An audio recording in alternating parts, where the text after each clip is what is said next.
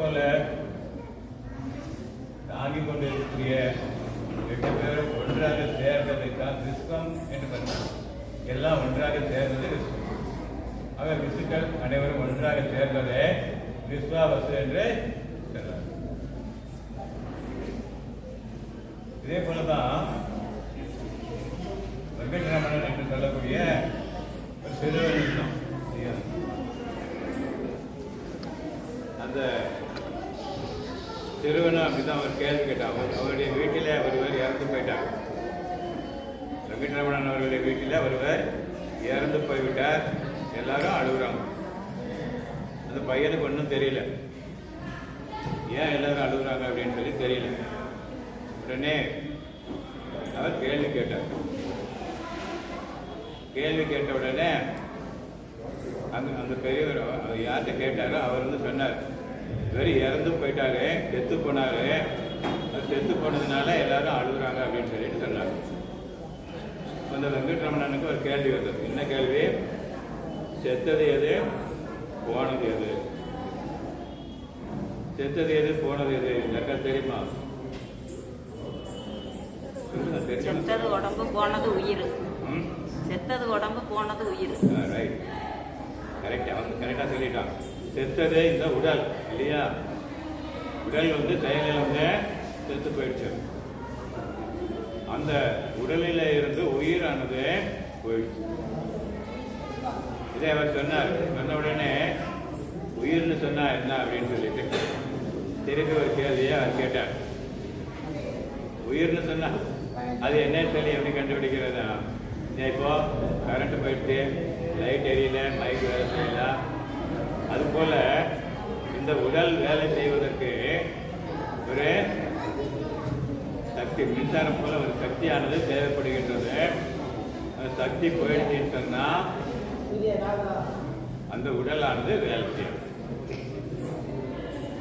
ஆக அது போல உயிர் என்பதே இது தத்துவார்த்தமாக சொன்னார். சின்ன பையனுக்கு அது விலங்கல்.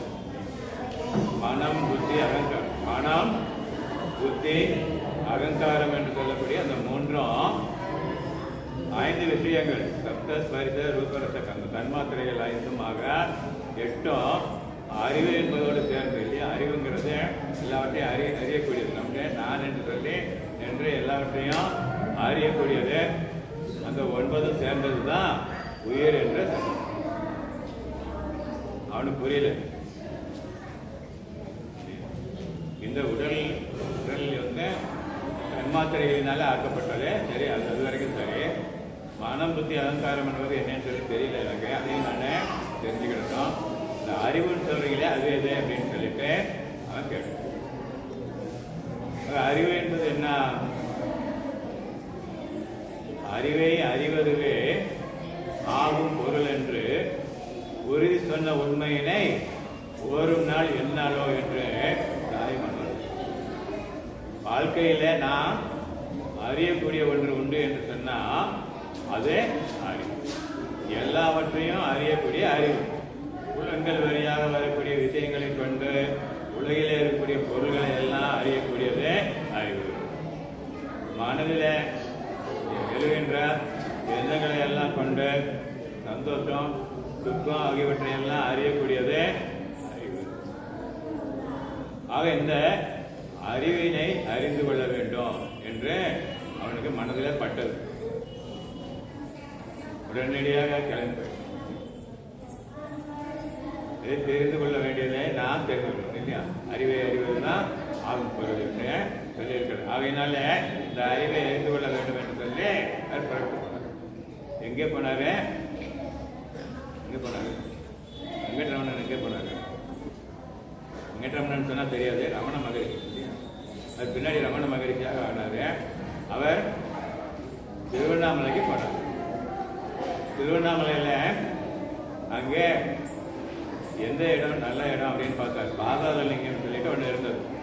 அங்கதான் ஆட்கள் வந்து வர்றது கம்மியா இருக்குது, கூட்டம் இல்லாத இருக்கிற இடம். அங்கே போய் நம்ம உட்கார்ந்து இதை பற்றி நம்ம விசாரணை செய்யலாம் இல்லையா? விசாரணை செய்யலாம் என்று அவர் இந்த பாதாளலிங்க தொகையில போய் அவர் உடம்புல அட்டை பூச்சிலாம் கிடைக்குது. அவருக்கு அதெல்லாம் ஒன்றும் தெரியல. என்னென்னதெல்லாம் உடம்பை விட்டு மனமானது பிரிந்து வந்து விட்டது. மாயா சக்தியாகிய மாயா காரியமாகிய மனமானது உடம்பை விட்டு பிரிந்து மனதில் இருந்த புலன்களின் வழியாக அறியக்கூடிய அந்த விஷயங்களையும் அவர் அறியப்படலை. ஏனென்று சொன்னால் மனதை விட்டு அறிவானது தனித்து நிற்கின்றது. அவர் சும்மா உட்கார்ந்திருந்தார் இல்லையா? சும்மா இருக்கிறது தான் கஷ்டம். உலகிலேயே கஷ்டமான காரியம் எதுன்னு சொன்னால் சும்மா இருக்கிறது.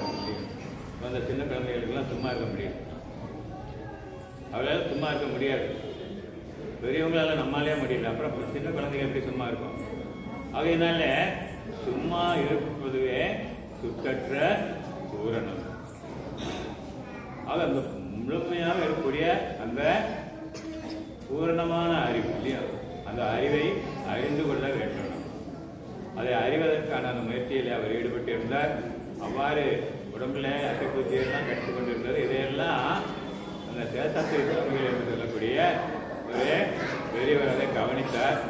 கவனித்து அவரை வெளியே கொண்டு வந்து அந்த பூச்சியெல்லாம் எடுத்து விட்டுட்டு அவருக்கு பால் கொடுக்கறதுக்கு முயற்சி பண்ணால் வாய் வந்து காடையெல்லாம் கிட்டி போயிருக்கு. வாய் திறக்க முடியல. அது பூனை வச்சு வாயை திறந்து பால் கொடுத்தார். அதுக்கப்புறம் தான் அவருக்கு கொஞ்சம் உணர்வு வந்தது. உணர்வு வந்ததுக்கு அப்புறமாக அவர் விசாரணை பண்ணார். ஆக சும்மா இருந்த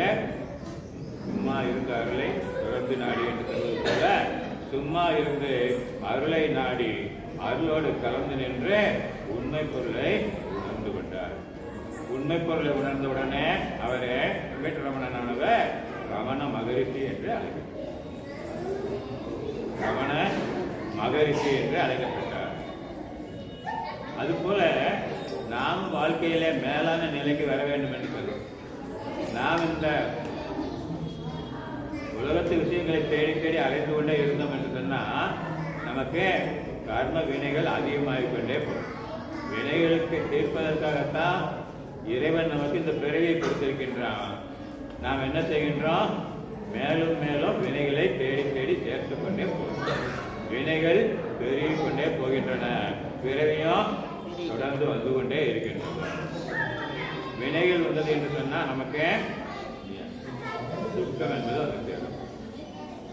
அறிவு என்ற நிலையில இருந்தால் ஆனந்தமாக இருக்கலாம். அறிவு என்ற நிலையில நிற்பவர்கள் ஆனந்தமாக இருப்பார்கள் இல்லையா? மனதில் இருப்பவர்களுக்கு கவலை வரும், துக்கம் வரும். புலன்கள் வழியாக இன்பத்தை தேடுபவர்களுக்கு துன்பமும் வந்து சேரும். ஆனால் அறிவு நிலையில ஆனந்தம் என்று சொன்னால் அதுக்கு எதிர்ப்பதவே கிடையாது. ஆனந்தத்துக்கு எதிர்ப்பது என்பதே கிடையவே கிடையாது. ஆகையினால ஆனந்தம் என்பதுதான் உண்மையாக நாம் அனுபவிக்க வேண்டியது.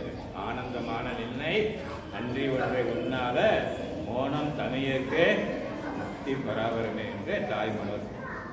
ஆக இறைவனை தொடர்ந்து இறைவனையே சிந்தித்தபடி இருப்பதற்கு நாம் அறிவு என்று சொல்லக்கூடிய நிலையில நிற்க வேண்டும். அதுக்கு என்ன செய்யணும்? மௌனமாக இருக்கணும், சும்மா இருக்க வேண்டும் இல்லையா? ஈஸியாக சொல்லணும்னு சொன்னால் சும்மா இருக்கணும். தாய்மானவருக்கு அவருடைய குரு என்ன சொன்னாரு? அவர் வாயினால் கூட சொல்லலை, கையினால் அப்படி அமர்த்தி காட்டிட்டு போயிட்டார்.